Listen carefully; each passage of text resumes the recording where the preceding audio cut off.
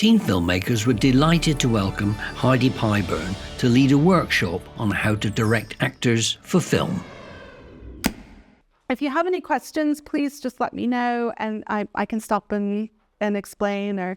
And then if you have any questions for our actors as well, they are a wealth of knowledge. These girls do everything. So they can talk to you all about productions and being directed and what you like as an actor when you're working with a director.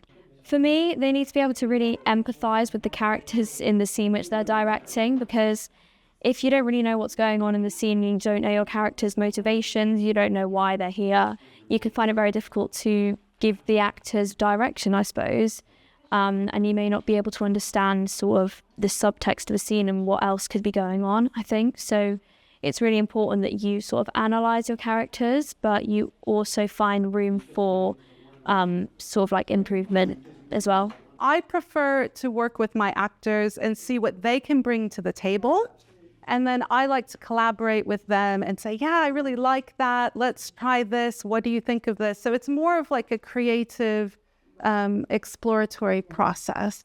Could you tell us a little bit about the difference between acting for stage and acting for film? Yes, of course. So the main difference, and I tell my students who are doing reels for agents, like you did, Alessia, it needs to be subtle in front of film, whereas just a little look or a glance or a sigh, things like that, won't pick up on the stage. So everything has to be bigger on stage, louder, more expression, bless you.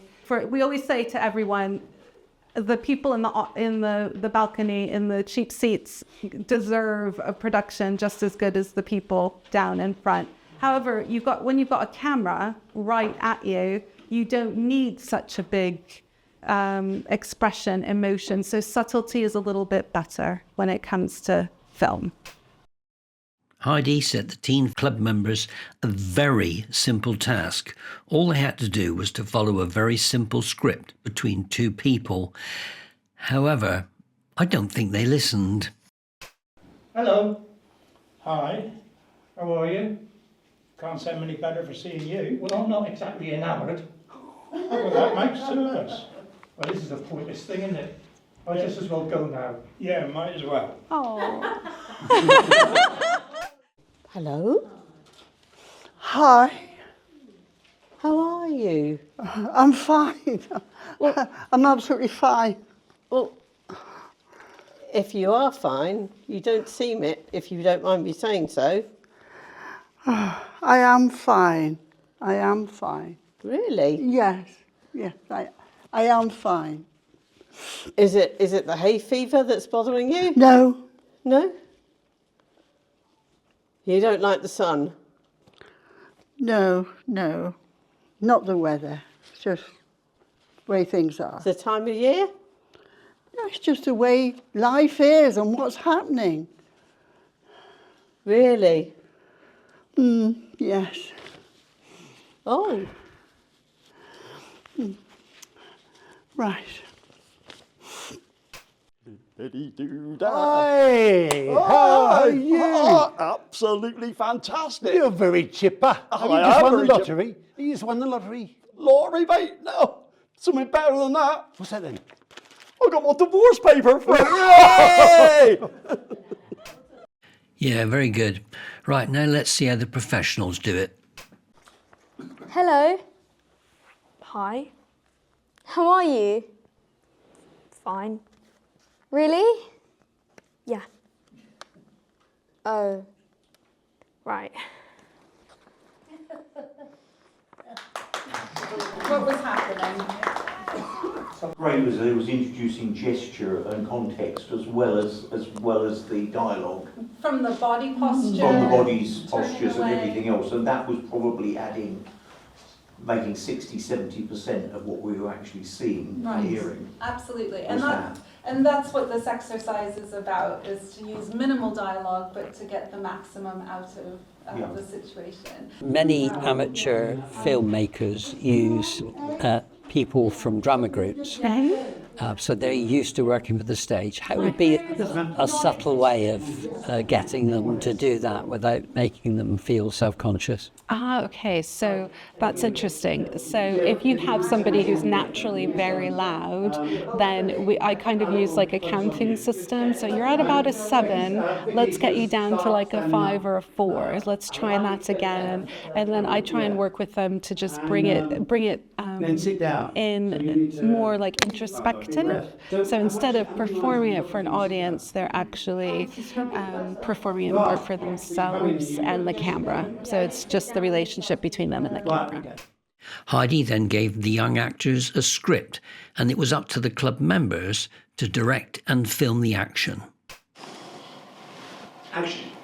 Sorry, they even find me on holidays. It never ends. How's that for you? Well, the restaurant pays me under the table, so I can still claim unemployment, but, I mean, it's been good, but my career is non-existent. I'm sorry, I just don't really want to talk about it. Hey, it's okay. Yeah, I'm just glad that Rich and I made the leap. It was time, you know? Yeah, he's really great, Rich. Yeah, we were just always around each other's places, so financially it was stupid, really. Can you tell me what it's like to be directed by somebody? How does it make you feel when somebody gives you instructions? I think it's quite reassuring knowing that it's not just your input and you kind of get other people's ideas as well as your own. So you get quite a bit of like varied opinions and you kind of like merge them all together to get one big final piece, which is usually really good. So if you'd rehearsed a piece and then the director says that they want it done in a different, I think your face has just told us. So how does that make you feel? Probably a bit frustrating, but you kind of go with the flow. And it's the director's doing what's best for you and the whole performance. So it's not to get, you shouldn't take it personally. It's for the benefit of the whole show. And what's the worst thing a director can do?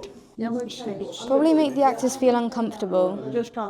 Because if the actors are uncomfortable, then you're not going to get the best out of them. One of the big differences, of course, is that on stage you're going through it linear, whereas shooting on film, very often you'll be filming completely out of sequence. Right. How is the best way to keep the actors informed of where they are in the storyline? That's a really good question. So, theatre actors will be used to the linear style, beginning, middle, end. I think it's important maybe to state to them the night before that we're going to be working on these 3 scenes. If they are in separate areas of the story, just to let them have some time to be prepared so that they can get into those emotions quickly. Ways to have fun. Things like game night, walks at sunset, dancing with yourself. You need to be a bit louder. Okay. Did you see what I mean by that? Did you lose some of the words? What are you thinking about what's being told to you? Would you want that? Or wouldn't you want that? You wouldn't want that. What would be your top 3 tips to an amateur director then? So number 1, just be open. Sometimes your ideas that you have in your head, maybe they don't quite go to plan. It can be very frustrating, but you have a wealth of creativity within your actors. So if they do something that is quite unexpected, but it works, see how you can be open to using that in your film. The other one is really build a sense of trust on the set, so the actors can feel that they can have the impulse to feel these emotions that sometimes can be quite heightened, and that comes with treating them with respect. Try not to yell at them too many times if they don't get their lines right. Be patient with them. And finally, I think just have fun with the creative process, and that it is a process, and I know that in film you need to have an end result, but it's really important the way that you get there with your actors and really work with them instead of against them. Many thanks to Heidi, Keith and our young actresses for giving us a fascinating insight into directing.